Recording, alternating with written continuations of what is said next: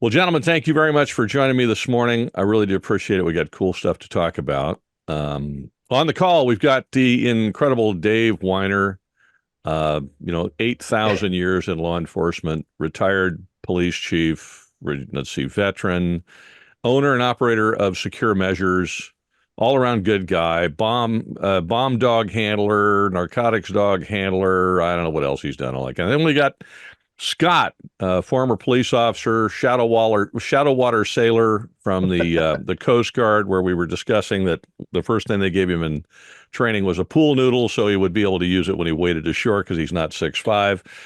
Let's see, international security and investigations expert extraordinaire and Arizona Ranger and who knows what else.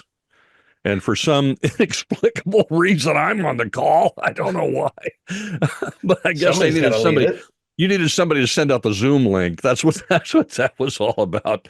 Beyond that, I have no idea. But I sent you guys, for this little deal, I sent you guys a note and said, "What do you want to talk about?"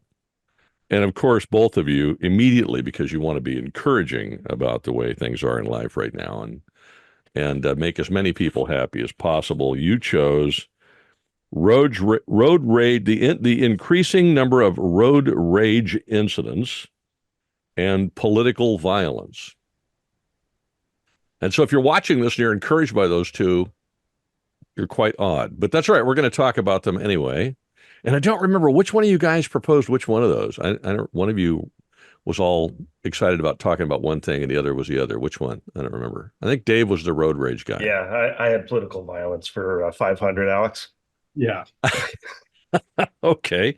Well, now, which one would you like to talk about first? Because they're both pretty serious issues, particularly if you're in the security biz, or if you're just a citizen and you're going about your daily tasks and would like to be unmolested. The idea of road rage and, for that matter, zigging when you should have zagged as you're going through town and finding a political riot. I'm not going to call it a protest because they turn into riots. And now you're stuck in the middle. So they're probably both good subjects for that. Why don't we talk about, well, let's save road rage because we can all get, stirred up about that as we've had more coffee. Let's talk about political violence. What are you guys seeing happening in the world right now where that's concerned? There's nothing going on politically violent at all. Wait a minute. Is this an election year, Scott? Oh, yeah, apparently it is for a lot of countries. Actually, a lot of countries. Yeah, right. Okay. So you're an interesting guy to have on anyway, because it's, we can rag on you about Coast Guard, but also because you do things internationally. I don't. I barely get out of Arizona and California, to be honest with you. And then Dave travels around the country a lot. I don't know how much you do internationally, Dave, but you probably do a little bit. But Scott seems to be the international expert. Is this stuff happening just in the U.S. or is it? I mean, we're seeing it in Venezuela right now. Right. That's right. With that going, that's quite the powder keg at the moment. What else is happening around the world that falls into the picture of political violence? I've seen some stuff in the UK. Yeah. Other things. Africa is a bit on fire right now. They've had a few military juntas take over in certain parts of the country, and political violence in general, assassination attempts, violence against politicians or elected officials is what I think is on the rise. I mean, arguably when you look at the whole world and every government around the world, maybe it's a little bit more muted, but I think it's definitely much more in our face, right? And that's probably because of all the social media and we can now watch these things happen live. When the assassination attempt occurred, I was actually on a protection mission. And Dave and I and a lot of our other cohorts were in the chats talking about these things. I was getting phone calls from people. Oh my gosh, can you believe this is happening? And what I've said is this Trump situation and the assassination attempt is going to be the most covered and recorded assassination attempt in the history of assassinations. And here we have it. Every day it seems like there's a new video coming out from a new perspective, from new pictures, things like that. So I think. Well, I have to admit, I opined on it a little bit on social media. I've never done protection details at the level that the Secret Service does, but I've certainly done them. And there were just so many glaring holes in the security associated with that anybody who has any security experience at all could spot a dozen of them pretty easily. So I have to admit I opened my big yap as well. So and that was not uncommon. I think Dave was very nice. He didn't criticize anybody. If he did it so quietly nobody noticed.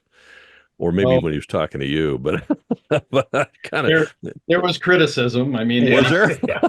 anybody who's ever done any type of event planning, especially in the security industry, whether you're, Secret Service or any other organization, events are a nightmare, and they become even more of a nightmare when you're dealing with an incredibly high profile candidate, and presidential nominee, and a former president, and probably one of the most recognized figures on the planet.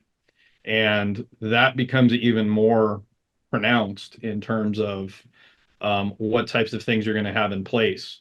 And as a security professional, and as Scott is a security professional, and we are looking at some of these things, you look at some of the oversights, and now you look at some of the back and forth between the local agencies and the Secret Service are now pointing fingers at one another. It's very clear. There were certainly some oversights, but unfortunately, what that spurns is a lot of the conspiracy theories that are starting to crop up out there in regards to what really happened. And it's the government. We'll never really know. Yeah. That's the reality. But that's the absolute truth. It really is. Yeah, everybody's doing the Alec Baldwin. It was never me. It couldn't have been me. Oh, I wouldn't have done it. It was the other guy. It was them. It was them. It was them. It was them. It was them. It was the locals. No, it was the feds. No, it was the Yeah. right. Yep. And now we have our elected officials in Congress and the Senate questioning the veracity and the professionalism of our federal law enforcement. Look, that should have always been in question. We should always, that's healthy, to question authority. Hey, do you have the resources? Do you have the training? Do you have the experience? Do you have everything you need to do your job? But now and I watched much of the hearings with both Secret Service directors and I think it was an FBI director or assistant director. Director, I think I was Yeah, part of that myself. Yeah. For the investigation. And for the most part, they couldn't say much and they wouldn't say much. That's unfortunate, especially when the elected officials are asking for clarity. But I get it, having been the guy investigating something that is extremely high priority or high profile. A lot of times you don't want to say, hey, this is what happened. This is not what happened. We're not sure. Because, look, elected officials don't want to hear that. They don't want to hear, I don't know. But early Well, they on don't want in to the go back to their investigation, constituents with I don't know. no, I of mean, course they're not. trying to get reelected, and that's their main job. Once they're elected, their whole job is to get reelected again. And, So they're not. and this is us right now. This is America right now. But Yeah. this is happening and has happened and will continue to happen around the world. Dave and I were just talking about what happened yesterday with the Israelis taking out a government leader in Iran during the presidential ceremonies, and there was all this speculation, and what the early reporting is that it was a explosive device emplaced months before the target arrived at the location where he was eventually killed. And so Dave and I were texting back and forth about this morning, and I brought up the Margaret Thatcher situation from the 1980s when the IRA did the same thing back in the 1980s in an attempt to kill Margaret Thatcher. They ended up killing some of her staff and I think a prime minister. But what is old is new. I like to say that we're reliving the 1960s just with worse music. So maybe better movies. I don't know. As a 66-year-old man, I would tend to agree with you on the music, but that'll get me in all kinds of trouble. I can tell you that right now. Yeah, this is a Gun Guy TV music edition, but Yeah, right. So we've seen political unrest. We've seen attack on politicians. I think we're seeing it more often because everybody's got a camera on their phone and everybody has it in their pocket and they can pull it out at any given time. Yeah. I also think that people are more empowered, and this kind of leads into maybe talking more about why we're seeing more road rage. I think people are more empowered to express their dislike for a politician, and rather than keeping it on a conversational tone, people are frustrated and they're acting out violently. Some people may say that, well, everybody has more access to weapons, and I don't think that's the case at all. We've seen violent acts attributed to vehicles as well as sharpened sticks. I mean, so if somebody wants to, we just saw this in London or in the UK. Three young people were savagely murdered with a knife. I mean, if somebody wants to do something violent, they're going to get a hold of something to do that. I don't blame the tool. These are just tools. But we are definitely seeing people more frustrated. We're definitely seeing people speaking out at all levels of government, or at least expressing themselves, sometimes verbally, sometimes violently, at all levels of government. We have seen poll workers, the folks who are counting votes, attacked, threatened. We have seen, some of these folks who are involved with poll counting or secretaries of state that have been threatened, which historically nobody really knew who your county, poll worker was. Many of those people are volunteers, by the way. I lived the recount in Arizona in 2022. The Rangers did security at some of the recount sites, and I saw the discord on both sides, both left and right, and their concerns.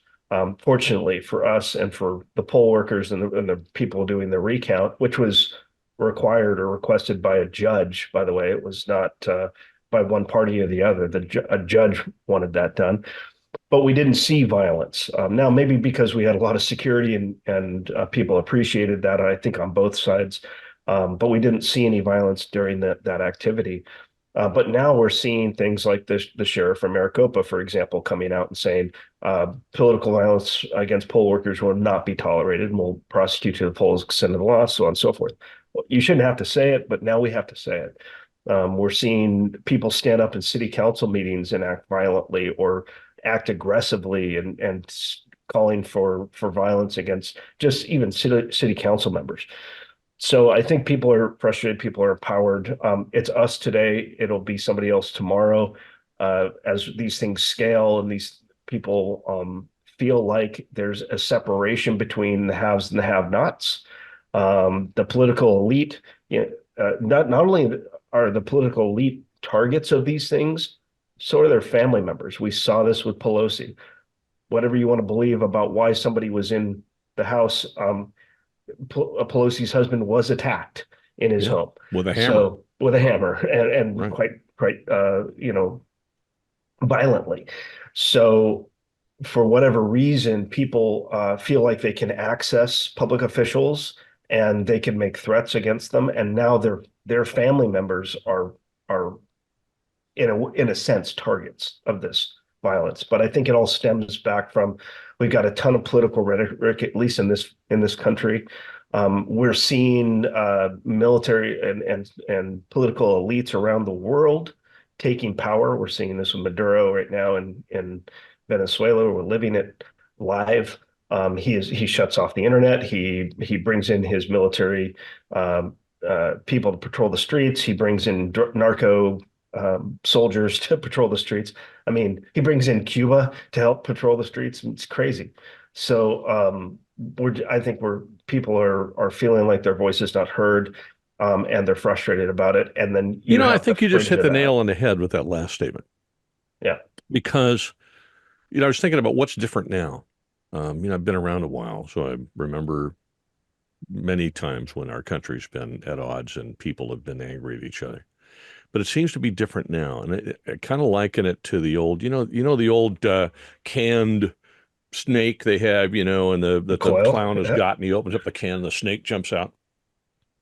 And I always think about those spring-loaded snakes like that. They're compressed.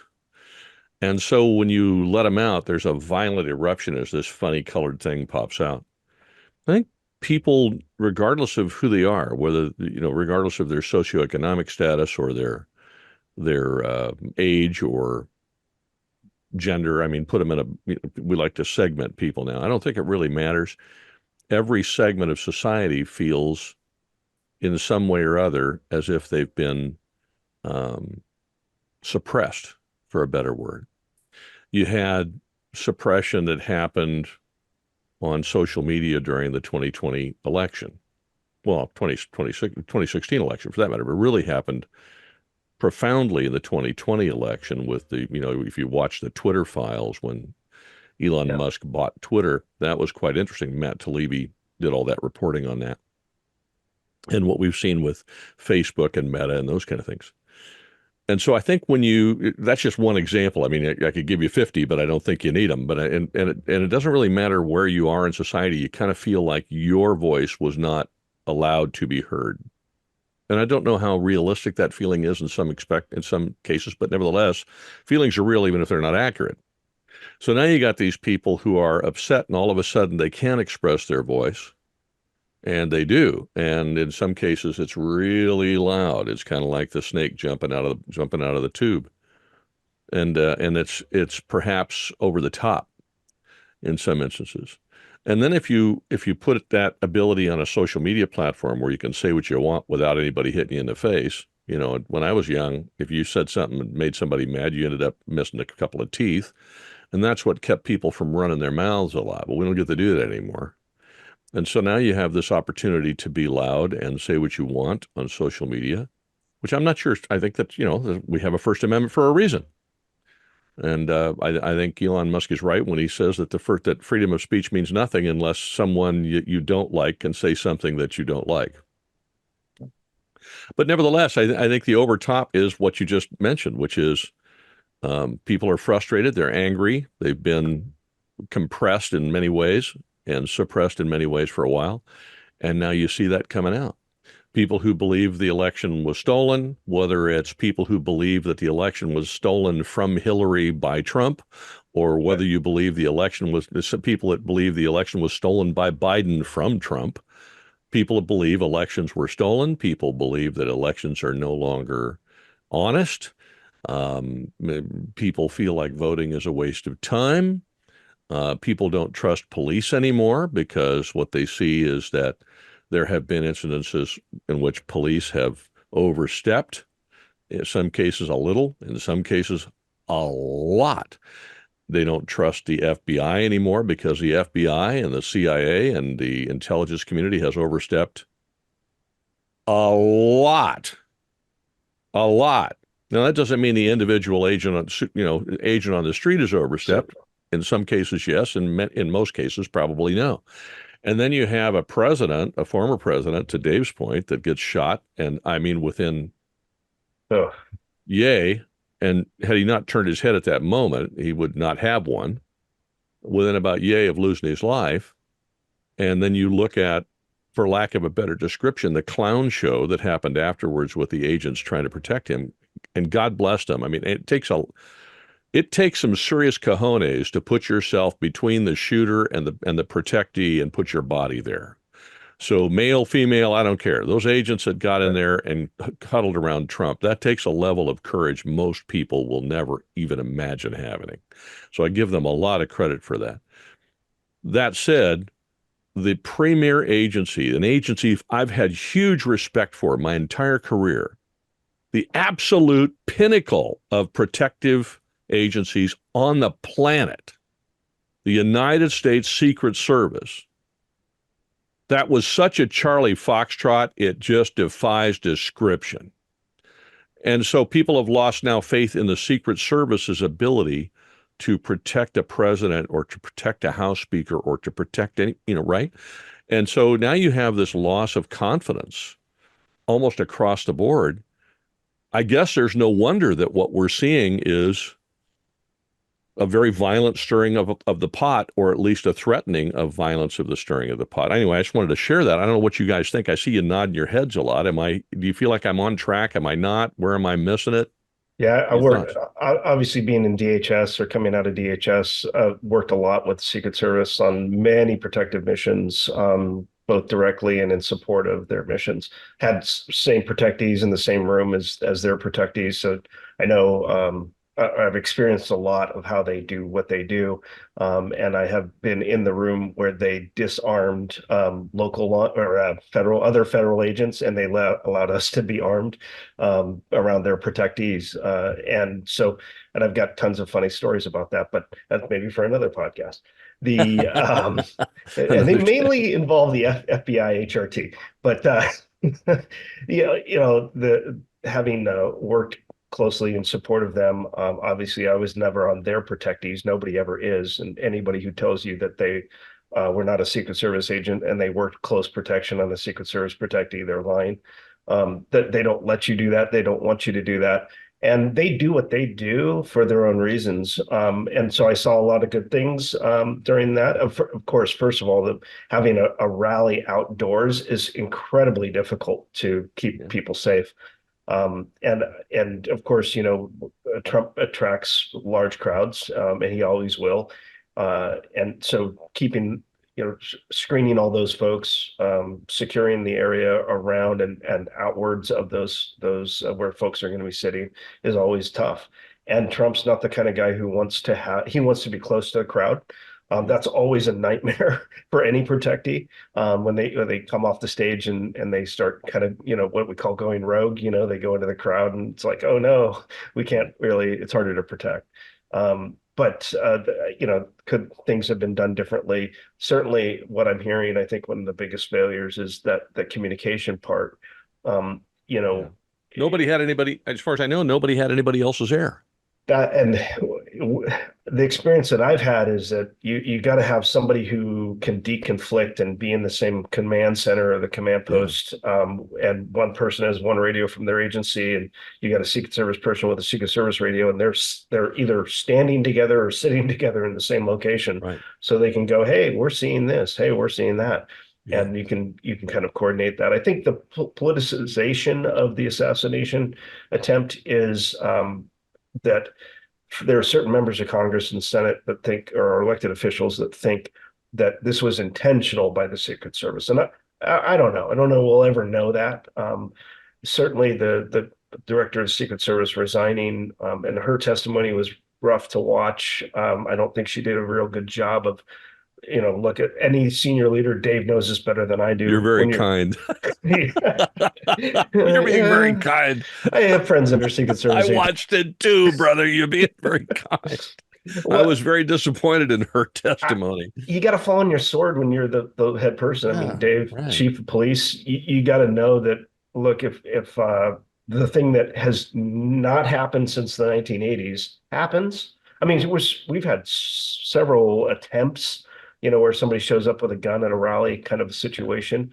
Yeah. We actually had somebody throw a grenade at Bush when he was traveling abroad. Fortunately, the way the grenade was set up, and this was in the early 2000s, people don't remember it because they're not nerds like me. But somebody threw a grenade at Bush, but they wrapped it in a certain way that they wanted it to let the spoon fly at a certain point. Fortunately, that never happened, and the grenade didn't go off. But somebody got a grenade into close proximity to a president, right?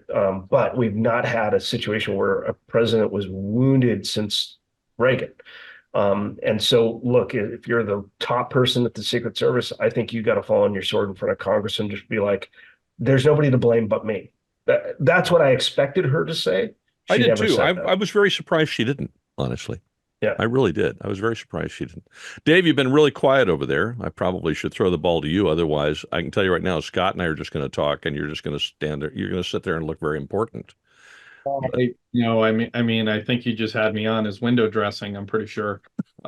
There is a window behind you, so yeah. I'm happy to be that window dressing on a Zoom call. But you know what? You guys said some really interesting things, and Scott, going to both your points about the Secret Service director's testimony, yeah, as a senior leader, you need to say, you know what, the buck stops here with me. However, that's part of it. It's part of saying, hey, I own this huge Charlie Foxtrot, as Joel put it. However, you also need to have answers. You need to provide why was it that way? Where were the failures? What really happened out there?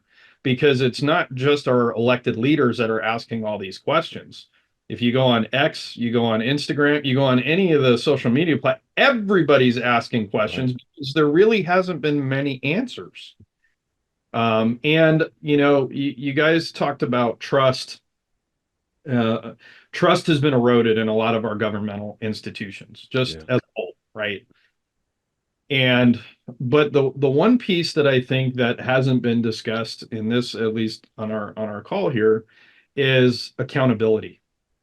And and I think that is driving a lot of frustration and anger, not just the eroding of trust, but also the holding people accountable. I mean, we hear about that in Congress all the time, but how often do we actually see somebody get held accountable for things? And I think that trickles down kind of moving into the road rage piece. Is I think that, and one of the things that was cited as a reason for why California in particular is 100 out of 100 on a scale of 100 for being the most popular for road rage incidents is because of our traffic and our traffic density. I don't, I'm gonna go even further than that. I think it's a lot more. I think and I think it's more individual because LA has always had traffic, and we've had I was going to always. say I'm going to throw my hat in with you because we've always had traffic density and it hasn't been this way. So that's not. I don't think that's the reason. But what I Anyway, think is you're having what would be considered more law-abiding folks that have now been pushed to the brink by the economy, political violence, and a lot of things that their belief system is being challenged in a lot of different ways from a variety of things, from a faith-based posture to a lot of different things, right? But what we're also seeing in places like California and New York is the actual criminals who are out there actually doing stuff not being held accountable for things, not being held accountable for legitimate crimes. And I think that's kind of filtering into the population in terms of, well, what's the worst that can happen? I mean, they're not going to prosecute that guy for burglarizing a house 40 or 50 times. They're just going to let him out. So if I get out of my car and assault this driver, what's really going to happen to me? Probably nothing, right? And there is I'm Dave, there is a perception though, and I hear it a lot yeah. that we won't prosecute the criminals, but we'll prosecute any criminal behavior on the part of the law abiding. So whether that's an accurate perception or not, I don't know. But that perception is out there that there is a dual justice system that will let the career criminals do whatever they want. But the minute a law-abiding person defends themselves against that or in any way responds to that, they are going to be prosecuted for responding. So this, I think, drives the feeling of oppression and suppression on the part of the law-abiding to the point where I mean, you do that to somebody long enough, and then they're going to explode. I mean, and that's and I think that's a great point. It is perceptual, right? Now, is that factual? That's really, that's for others to figure out. But perceptually, yeah, I think some people think there's two tiers of justice. And we're living in times where, since there's a loss of eroded trust and also accountability, I think that's aggravating the situation. There was recently, I'm sure you guys may have heard, there was an incident just up here in the Inland Empire where these two guys San got Bernardino and they got into like an Old West gunfight and they shot each other. to Uh, death. but I agree with Scott. I don't really think that's a firearm problem. That is an emotional control problem. That is a people problem because there was an incident where in Ontario where somebody got out of a car and stabbed somebody else. There was another incident at LAX where some lady got knocked unconscious by somebody. So I don't think I agree with Scott and you, Joel, that it's the tool, but it's what's lying within our emotions and what's in your heart and your mind, and instead of working to de-escalate a situation, like And you guys know I'm a road warrior. I drive literally everywhere, all over the place, and I'm on the road constantly. And I was on the road the other day. I had to head into LA, and I must have gotten cut off 10 or 15 times on the freeway. And you just got to let it go. There's no reason, because it's not just, maybe physical, but you also have the thought process later. You could be sued, you could lose your livelihood. If it goes viral, you might even lose your job. Your Yeah. job, not what, like there's so many implications that people don't think about when they step out of the car, because they want to confront somebody. And it's like, what's your real purpose here? What are you trying to solve? Right. And if you can separate yourself from somebody who just cut you off in traffic, just let it go. I mean, So, there's no. interesting question. Does the entertainment value of a road rage incident drive road rage incidents? And the reason I ask the question is, you go on X, Instagram, pick one, right? Doesn't matter. Yep. You're going to see video after video after video after video of this person gets out and goes over and rips the mirror off, or the windshield wiper off the other person's car, and the other person gets out and smacks them, and then there's this battle. You got a guy, Steve Inman or something like that, makes a whole channel over presenting these and trying to make them funny and entertaining. And then there's somebody got, there's a whole, there's a cottage industry of taking these kinds of incidences and packaging them for social media for their entertainment value. Does that in any way affect any of this in your mind? That's what I call the body camera effect. Social media is just because everybody's got a camera, or everybody's got a dash camera. And now you can see it live, and you can hear the audio and the video, and you can see all the horrible things that people do to each other. And so, one thing is, I think it desensitizes us or society to these situations. I certainly, partake in these things. I know Steve's channel. I follow him. And, You're the one. Yeah, I knew it. I'm the guy who keeps liking them and you're the guy them up. You're the guy that keeps him liking. No, there's another one. I mean, who doesn't want I knew why when I mentioned his name, you guys are going like this. Yep. No, I get it. I knew exactly. And he does this play-by-play. It's actually quite creative, but in a horrific way, right? But because of the body camera effect. Well, there are two things that I talk about, and we've talked about this last time on your show, Joel. The body camera effect is one, this availability for people to experience more than they ever have, kind of a non-journalistic perspective or a non-curated perspective, where they're getting raw data, raw video of what's going on, whether it be a body camera or somebody's cell phone. The other thing is that law enforcement zero that we've talked about in the past, where there aren't as many cops on the streets. So when we call for help, nobody shows up for hours, right? And we've heard all the horrific stories. Yeah. What was it? If at all. In Oakland, a guy had his whole store robbed by a mob of people. And Oakland PD showed up the next day and was like, "Oh, we're here to take a report for you." And it's like, well, what if I was getting murdered during that time, right? They never would have shown up. They never did show up. And that's, I'm not blaming Oakland PD. Oakland PD certainly has its challenges with hiring and things like that. But that goes back to law enforcement zero. So whether you're on the highway and it's the highway patrol, when you call 911, do you get a busy signal? Do you get the, hey, in some places in Arizona, it's going to go to a voicemail. And the next shift that has enough bodies, they'll answer that call, right? That's actually happening in jurisdictions around the United States, where they just don't have enough people even to respond to calls. So, is it, hey, the motorcyclist knocked my mirror or damaged my mirror in traffic when he was splitting lanes in San Bernardino? I'm going to get out and I'm going to confront him with a gun. And both these guys, like what Dave was talking about, both these guys shoot each other. And tragically, the guy who was driving the vehicle had his kids in the car. So his kids got to watch him get murdered. Nobody wins in these situations. No. And so I think, this is a compilation of people desensitized to it. People want to teach each other a lesson.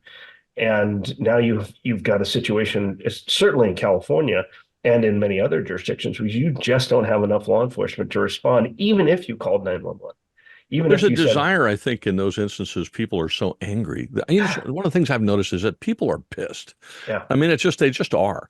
And not everybody, I mean, some people are happy and like that, but I've run into people who are angry and they're just angry. I mean, there's nothing for them to be angry about at that particular moment. They just woke up angry. They went to bed last night angry. They're angry all day. Dave and I have seen it. I'm sure you have too. And I don't know. I'm not sure what to attribute that to other than all the things you've already discussed. But it certainly adds to the fact that it just takes a triggering event, whatever it sorry. may be, and it may be small. It might be somebody accidentally cut you off on the road. The next thing you know, you explode. Dave, what are you seeing? I mean, in you're kind of up in the L.A. Inland Empire, Orange County area. Is it more prevalent there than other parts of California, or is it sort of ubiquitous everywhere? Well, before I dive into that, I'll comment on one thing you kind of pointed out, like, is it for the, entertainment value, right? Yeah. And I think personally, I think everybody's so eager to be first with something, to get something out there, that raw video, that whatever, that a lot of times they'll capture something that isn't the full that isn't even remotely close to what fully is happening. So they're kept capturing a part of it. And we all know, we've all seen body cam video, we've all seen, different videos where it'll capture a part of something which only tells a portion of the story. But that story runs. And then unfortunately people try to add to it later, like, oh, here's the rest of it. Nobody cares. It's who's first. And I see that a lot with our journalists too. They put a lot of stuff out there really fast without a lot of really good information. And that story seems to carry. Whereas, later on, if something gets added to it, nobody reads the subsequent articles for some of that stuff, right? But, I think just my own experience, driving, um, I've seen, witnessed, these incidents where people are honking and, swerving at each other and things like that. And, I just steer clear of those things because, I'm like, not my circus, not my monkeys. I don't want to be involved in that situation, regardless of what's happening. Because that's, if those people want to engage in that behavior, that's fine. That's going to be their issue to deal with later on. But I mean, it seems to be getting out of the hand. You see it more on the news, you see it more in person. And it's just disappointing. And I agree. I think there's just a lot of people out there running around super angry. And all it takes is for that one person to not put their blinker on, and that's it. Yeah. And then all of a sudden it turns into, the OK Corral, which is not a good thing for anybody involved. When you think about that, some of us live in neighborhoods that are insulated from that to yeah, a degree.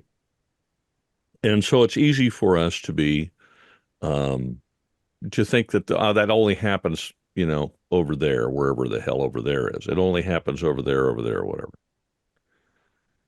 But having just a month ago had a guy come try to hit me with a skateboard in a parking lot in the neighborhood I live in, where there's like zero crime, where I've never had anybody actually even be rude in that parking lot or discourteous there. I can tell you that it's coming to a neighborhood near you. And so if you are like me and you live in a neighborhood where this isn't common stuff, I mean, now, to give you an example, our police department is fully staffed as far as I know, and they don't have any trouble responding to calls. And when this happened, I called them, and within 2 minutes, there were 4 cops there. And I think, I don't know, I can't speak for all citizens, but I got to be honest with you. I want to have trust in the Federal Bureau of Investigation. I want to know in my heart and soul that when the Secret Service is protecting someone important, that there's nobody better on the planet to do that job than them. I want to have faith in my local police department. In my case, I do. I want to know that, I mean, I think these are things that Americans want to have faith in. And unfortunately, they've lost a lot of faith in it. But it's very easy when you live in a place where when you call the cops, they actually show up. Or when somebody tries to hurt you and the cops show up, they don't arrest you because you did what you had to do to defend yourself. Now, fortunately, I didn't have to hurt that guy. He didn't hurt me. I drew a weapon. He was like, what? Oh. He's got the skateboard like this. I didn't have a gun on me that day for some inexplicably stupid reason. And yes, Dave, you can slap me when you see me next because it's like the one time I didn't take a gun with me. I left the house, but I had a knife. So I drew the knife, and he spent all this time going, you pulled a knife. I'm like, yeah, dude, you were going to hit me with a skateboard. And he finally went away. I think we can no longer afford, if we live in a neighborhood where there isn't a lot of that, to assume that there's not going to be a lot of that. Because as we get closer and closer to your term, law enforcement zero, those places are going to be affected by it too, if they're not already. And I think at some point we have to come together as a society, both the folks who are being affected by it now and the folks who will be affected by it soon, and start looking for solutions. Because if we don't, there's nowhere to go but down from here, in my opinion. And I see you guys both kind of nodding. What are you thinking there, Dave? Well, what I would say is it's already happening. There are some very affluential areas of the San Fernando Valley, as an example, up in LA, that have frequently, and as you know, my folks live up that way, and my Citizen app goes crazy when I'm in town because there's all kinds of stuff happening in influential areas. We're talking burglaries, home invasions, car burgs, all different types of crimes. And it's happening in more affluential areas. It's happening in places that are gated, they're almost gated communities are starting to see some of these issues. It doesn't take anything to hop over a wall and go do whatever you need to do. So there's been a lot more of that in places that traditionally haven't seen it. So I think to your point, it's already there, and it's only gonna continue to get worse unless things from a public safety perspective improve. And that trust and accountability comes back, for lack of a better term. Yeah. One of the things that we were talking about earlier with the testimony given by the FBI and Secret Service directors, there were several elected officials calling for who's been fired because of this. And I was just waiting for any of these federal employees to go, well, that's really hard to do. By the way, on this call, one person who has done it several times is... And he's the guy with the foggy background. That dude actually figured out how to fire federal employees, something the rest of us all know is nigh on impossible. Wait a minute. Round of applause for Dave. Yeah. Absolutely. Well, and that's what I kept wanting them to clarify. Like, hey, it's, we can't just fire somebody. It has to be a process, so on and so forth. But it can be done, and it should be done, lest we be left with all the good folks in government are leaving, right? We already talked about the baby boom population is retiring en masse. Right behind them is Gen X. So we're kind of left with the millennials in the next 10 years. I just want to stop you right there because I'm going to take that. Anytime somebody says something that is nice about the baby boom generation, because I am a boomer, and they go, okay, boomer. I hear that all the time. Go sit down, shut up, boomer, right? You just said all the good people are leaving government. Yes. And in the same breath, you said the baby boomers are retiring. So I just want to point that out if you're watching this. I mean, something kind was said I'll about say old people. Lots of kind things about the baby boomers. One of the things is the ability to be resilient. Coming up, you saw what mom and dad had, the GI generation, what they had, what they built, and the fact that they suffered through, downturns in the economy, multiple world wars potentially. And then you're coming up in this space race world and assassination of multiple political officials and leaders like JFK and and all the Kennedys who've been shot over the years, and then to see Reagan shot and to see MLK shot, all these horrible things, and that really like created what we had in the 80s and 90s and the world that was built by them, and the groundwork, what I call the infrastructure that was laid by the baby boomer generation. And that's also true in law enforcement and in both local and federal law enforcement. That's it. The call's over. Two nice things have been said about boomers. Wait, I'm out. More. I'm out before it gets negative. No, it's coming. Oh, I know, George. It's coming. Okay. What was it? What was that, Dave?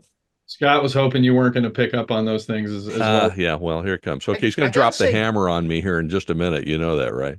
He's say good things. He's setting you up right now. I mean, just like it's coming. I'm telling you what, I'm being set up so bad. Well, they created the world that we live in today, right? And where the heck is the end the call button on this thing? It's gonna be you can mute me if you just go down below my screen. You can mute me. Yeah, I'll just keep talking. No, but like this goes back to he won't even know, Dave. We can mute him and he won't know. Anyway, go ahead and finish your thought. I'm sorry I interrupted. That's okay. This goes back to, it wouldn't be fun if we didn't have some crazy things to talk about. This goes back to why you can't fire a federal employee. Well, that world was created after Vietnam, right? And a huge amount of people came out of the civil rights movement, came out of the military, and went into federal service.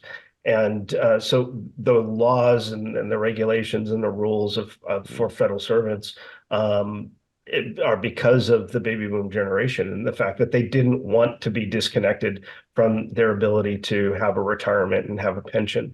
Unfortunately, they're the last generation to really have those things, and here it comes. But that's the world that they created. Now they're leaving it, and it is what it is, right? I'm not blaming anybody. Yeah, all the boomers, Dave, all the boomers left the police department and they were still on drop and all that kind of stuff. And then none of that stuff exists anymore. You guys know it, right? Sure. Yeah. Well, and so because of that, we're being left with, we're going back to this, why are people frustrated? Because when they call for a simple, something like vandalism, let's say somebody vandalized their car, somebody vandalized their house. Yeah. And they expected, the baby boomers absolutely had the law enforcement show up, and the cop in the neighborhood, they knew more than likely, and they would say, "Hey, yeah, we got you. We're gonna find who did this, and find these kids, and we're gonna bring them to justice." And there was that sense of like, "Hey, look, I'm paying my taxes. I see what it's going towards." Yeah. Now, you all are experiencing it way more in California than anywhere else, but you pay taxes and you just don't see the return on investment, right? The roads are crap. You're dealing with traffic all the time. They've made, you guys seen the 405 in Orange County, it was just there. They've made the 405 like 57 lanes wide. It's huge. Right. It's got a toll road, and it doesn't matter. People still drive through those pylons and get on the toll road after the toll counter. But this sense that what are we paying for? And now you have the burden of, as the baby boomers are leaving, there's more work because there's not as many people to do it. And we're going to continue to see that through this next decade. That's not going away. And by the way, AI. Well, and the other thing is that the taxes go up, and because when the boomers retired, now I'm an idiot. I'm going to pick on the boomers. Gotcha. When people retire, no matter what they are, when they retire, particularly if they're, that's an expense to the organization they retired from. And particularly if it's a retirement as opposed to something like a 401k or whatever. A pension, yeah. It's an actual pension where the organization is paying that individual from now until they die, basically. That's a dent that gets put in the government coffers every month. I'm not saying it's a bad thing because it's what they were promised. It is what it is. But that does mean that the people coming in are paying that bill because these elected officials in many cases have not managed that money well. And so, I mean, if you just look at Social Security, you can see that. That's been the piggy bank that federal politicians have been raiding to pay for other stuff for a long time. Had money been left there in the quote unquote trust fund, and invested properly, there actually would be a trust fund and it wouldn't be a problem. And we see that also in states. I mean, the state teachers retirement program, they've done the same thing. The, the California, I forget what they call it, but it's the state retirement program for public employees, PERS. They've done the same thing. So these organizations have not exactly, even the unions have played around with that money. And so now you're a younger person, you're a millennial or you're whatever, or you're a Gen Zer, and you're looking at that going, well, where's my retirement coming from? And I got to pay for all these people who, and then what they don't see is that all those people you're paying for put a bunch of money in that pot and it got played with by politicians until it was gone. It's not their fault. But nevertheless, that's a burden on a future generation, which has got to be frustrating and aggravating for them as well. Yeah. And this is what leads them to be like, well, why would I go into law enforcement when the pension's not as good as, say I had a parent or sibling that was also in the same position. Well, and particularly when they're treating them like crazy, like crap. First of all, I don't have the benefits. I'm not going to get the pension, and I'm going to be treated like crap. And if I make a minor mistake, I'm going to go to prison for the rest of my life. Yeah, I mean, this is a problem. Yeah, it's over, I think. And by the way, everybody's trying to say that AI and robotics and those kinds of things will make up for the biggest generation in the history of the world. By the way, it's not just an America problem; it's even worse overseas. You go to Europe, it's 10 times, 100 times worse than here. It's worse in China, it's worse in Russia, it's worse in Japan and South Korea. Those when you're talking about, and forgive me, yeah. I'm the old guy on the call, okay? You're talking about AI and robotics solving that problem. How are people thinking that they're going to solve that problem, and how does that help with law enforcement, with our trend toward less and less law enforcement? I'd love to hear your comments, both of you guys, on that. So the idea is you've got a task management. You've got to have somebody to either do the task or bring in or automate the task. And so robotics and AI have always been thought, at least South Korea and Japan are going deep on this to take care of their older generation because they know that they have this huge gap where they just won't have somebody to take care of mom and dad as they're aging, right? So they're going deep on robotics, they're going deep on AI. And this task management, to do things in a business or in the government, you have to have somebody has to move the marker from A to Z. And the thought was, oh, well, we've got AI will just do all of these things. We'll automate. Look at how great AI is. I think AI is great, and appreciate all the things it has given us. But the belief that we can just count on it, there just isn't enough. First of all, with AI, there's not enough energy to support the functioning of AI. I heard a statistic that you do a simple Google search and it's X amount of kilowatts that are being spent in the data center somewhere. But when you do that with ChatGPT, same search, it's exponentially more power that it takes to kind of crunch those numbers and give you an answer. So when you have situations like that, we don't have enough semiconductors, we don't have enough data centers, at least in the United States, and we don't have enough people that are focused on making sure that the information is being computed correctly, if you will. And then the same thing with robotics. Robotics does take a processing power, and we haven't seen, at least in the United States, again, we haven't seen us going deep on that. I think there's going to be, a lot of concern there. The United States has a solve for it. Nobody wants to talk about, but around the world, they're failing at solving. Germany's a perfect example of hey, we'll bring in immigration. Well, you're not going to be able to actually work or anything, but we feel bad about what's happened to you, so we'll let you come live in our country. Well, who's going to pay for that? Usually taxes pay for that. Germany has been the bank of the European Union for a long, long time, but now they're not having kids, so their generations are dying out. And they're bringing in tons of immigration, but not allowing them to integrate into German society, meaning they can't live, work, and buy a house and have a business or the kind of what we call American things. America does. America allows that. That's what's great about this country. Certainly, we have to be careful. We have to be selective. We have to ensure the security of our nation doesn't dissolve. But immigration has always been strong here. Immigration has always been strong in Canada as well. So North America will probably do great. Mexico is doing great. Their population numbers are going up, which is awesome to see. Whereas everybody else on the planet's not having kids. We're certainly not doing that. And we have a whole generation of people, millennials are like, why should I have children? Right? They've moved from rural to cities and they don't want more mouths to feed. They don't want more kids to have to put into special schools because they don't want to put their kids in public schools. Right. So we've had, to your point, nobody trusts anybody anymore in the government.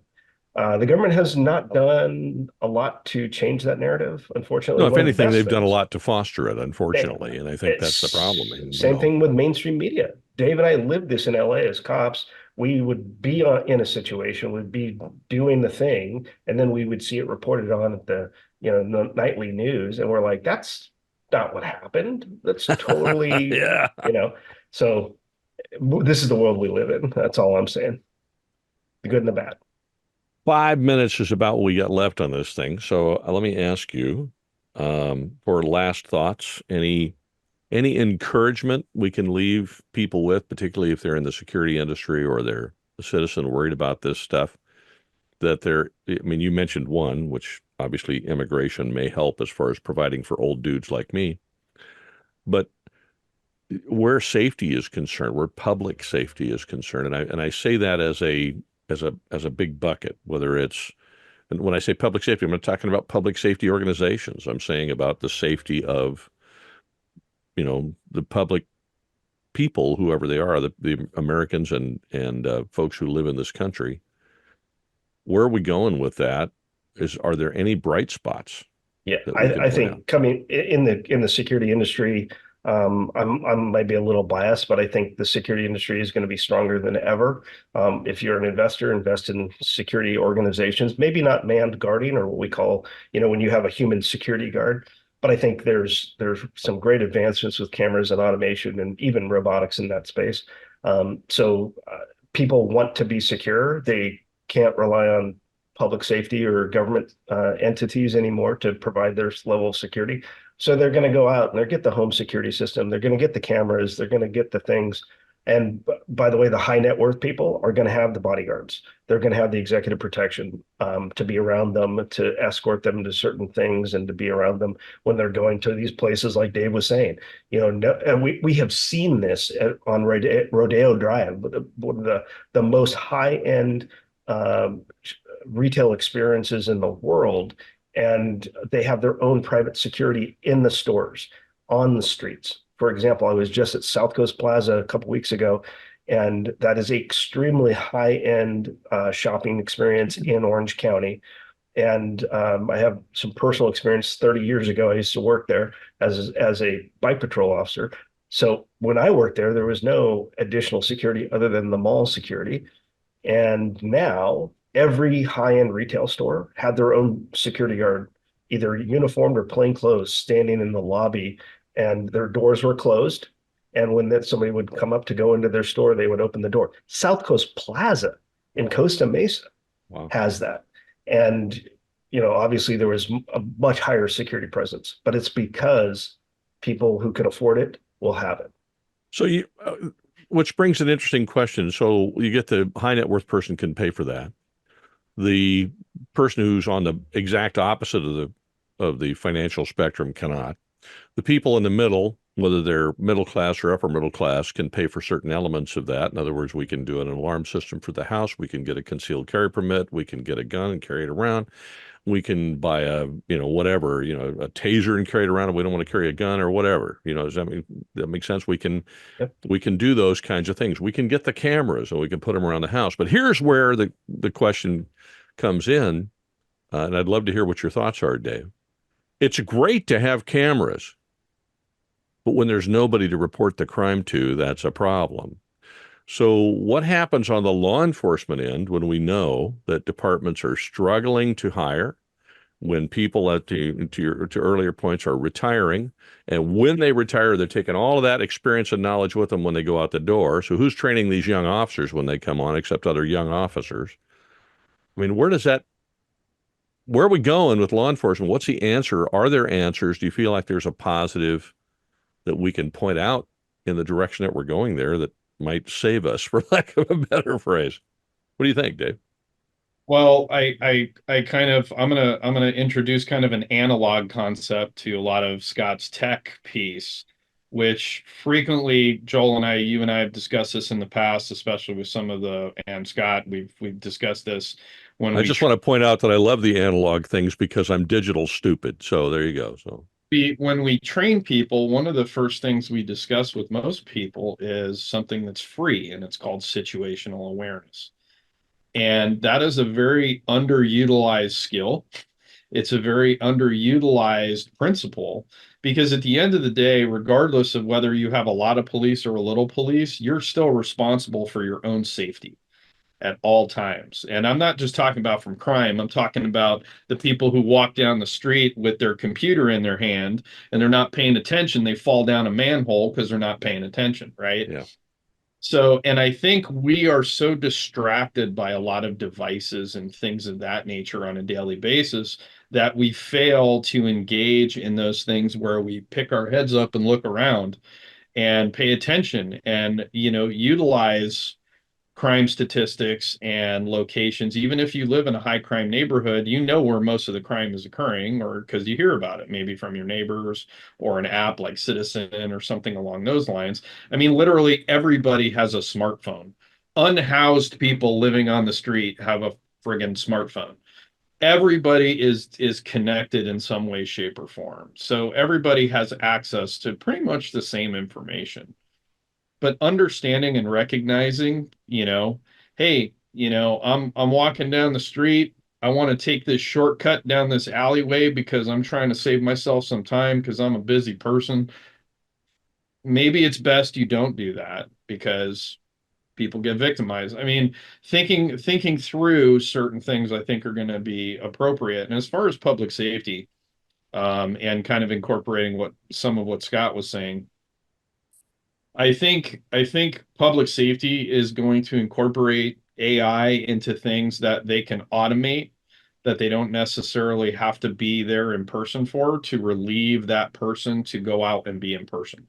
I think AI can be a benefit, and a lot of businesses use AI to automate certain tasks. Why? Because it creates better efficiency and it allows people to go do the important stuff, for lack of a better term. And what that important stuff is in an individual business is really important to that individual business. It could be a lot of different things.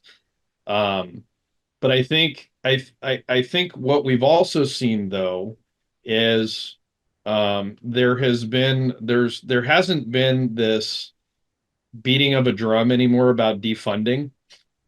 That has kind of fallen by the wayside, because most people have figured out that that's not a popular stance to stand behind.